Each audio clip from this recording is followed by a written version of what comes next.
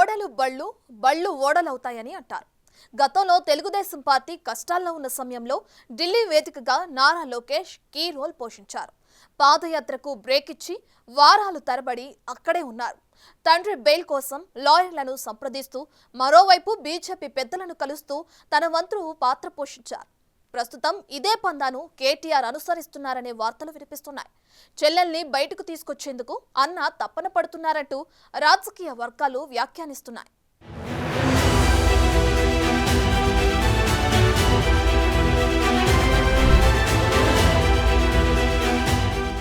కూటమి అఖండ విజయంలో కీరోల్ పోషించి ప్రత్యక్ష ఎన్నికల్లో మొదటిసారి గెలిచి తనపై వస్తున్న విమర్శలను సమర్థంగా తిప్పికొట్టారు నారా లోకేష్. 5 ఏళ్లు ప్రతిపక్షంలో ఉండి పాఠాలు నేర్చుకున్న ఆయన ఒక విధంగా చాలా మందికి రోల్ మోడల్గా నిలిచారు. ఆ క్రమంలో ఇప్పుడు లోకేష్ని BRS working president KTR follow అవుతున్నారంటున్నారు. చంద్రబాబు నాయుడు అరెస్ట్ అయినప్పుడు లోకేష్ ఢిల్లీలోనే మకాం వేశారు. తన యువగళం పాదయాత్రకు బ్రేక్ ఇచ్చి ఆయన వారాల తరబడి అక్కడే ఉన్నారు. తండ్రి బెయిల్ కోసం లాయర్లను సంప్రదిస్తూ బీజేపీ పెద్దలను కలుస్తూ చంద్రబాబుకు బెయిల్ రావడంలో తన వంతు పాత్ర పోషించారు.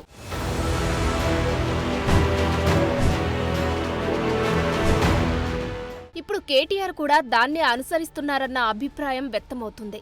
ఇప్పుడు కేటీఆర్ సోదరి ఎమ్మెల్సీ కవిత ఢిల్లీ లిక్కర్ స్కామ్ కేసులో తీహార్ జైల్లో ఉన్నారు. దాంతో ఆమె బెయిల్ ప్రయత్నాల్లో కేటీఆర్ ఇప్పుడు ఢిల్లీలోనే ఉంటున్నారు. లోకేష్ మాదిరిగానే ఢిల్లీ మీడియాతో చిట్చాట్ చేస్తున్నారు. వరుసబెట్టి ఇంటర్వ్యూలు చేస్తున్నారు.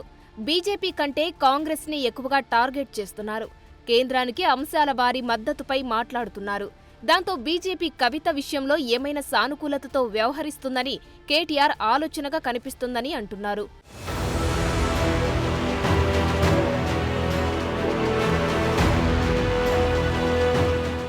అయితే లోకేష్ ఢిల్లీ వెళ్లినప్పటి రాజకీయ పరిస్థితులకు ఇప్పటి సిచ్యువేషన్కి అసలు పొంతనలేదు.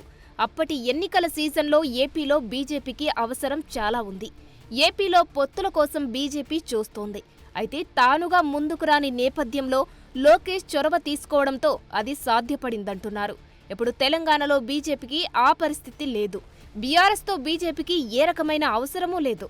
అదీకాక పైగా బీఆర్ఎస్కు స్నేహాస్తం అందిస్తే తెలంగాణలో కాంగ్రెస్కు మరో ఆయుధం అందించినట్లే.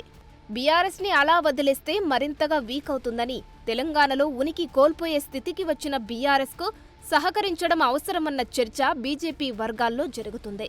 ప్రస్తుతం కాంగ్రెస్తో సమానంగా 8 ఎంపీ సీట్లు గెలుచుకున్న బీజేపీ కాంగ్రెస్కు ప్రత్యామ్నాయంగా మారాలని చూస్తోంది. ఇలాంటి పరిస్థితులలో కేంద్రంలో బీఆర్ఎస్తో ఆ పార్టీకి ఎలాంటి ప్రయోజనం లేదు.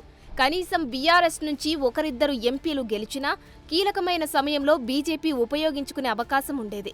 కానీ ఏ ఒక్క ఎంపీ గెలవలేదు. దాంతోపాటుగా చూస్తే బీఆర్ఎస్ అసెంబ్లీ ఎన్నికల్లో తెచ్చుకున్న 37% ఓటు షేర్ని కూడా పార్లమెంటు ఎన్నికల్లో పోగొట్టుకుంది. 17% బీఆర్ఎస్ పడిపోతే ఆ 20% ఓటు బ్యాంకు బీజేపీకి బదిలీ అయింది.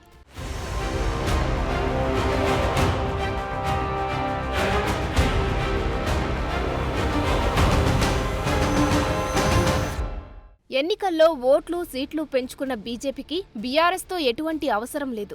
ఇక బీఆర్ఎస్కు ఆ మిగిలి ఉన్న 17% ఓటు బ్యాంకుకి కూడా కాంగ్రెస్ ప్రజాకర్షక పథకాలతో గాలం వేస్తోంది. బీఆర్ఎస్ ఎమ్మెల్యేలను తన వైపునకు తిప్పుకుంటూ బీఆర్ఎస్ కథ ముగించడానికి కాంగ్రెస్ అప్పుడే యాక్షన్ ప్లాన్ మొదలుపెట్టింది. ఇలాంటి పరిస్థితుల్లో కేటీఆర్ ఢిల్లీలో బీజేపీ పెద్దల సానుకూలత కోసం చేస్తున్న ప్రయత్నాలు ఏ మేరకు ఫలిస్తాయన్నది ప్రశ్నార్థకమే అంటున్నారు.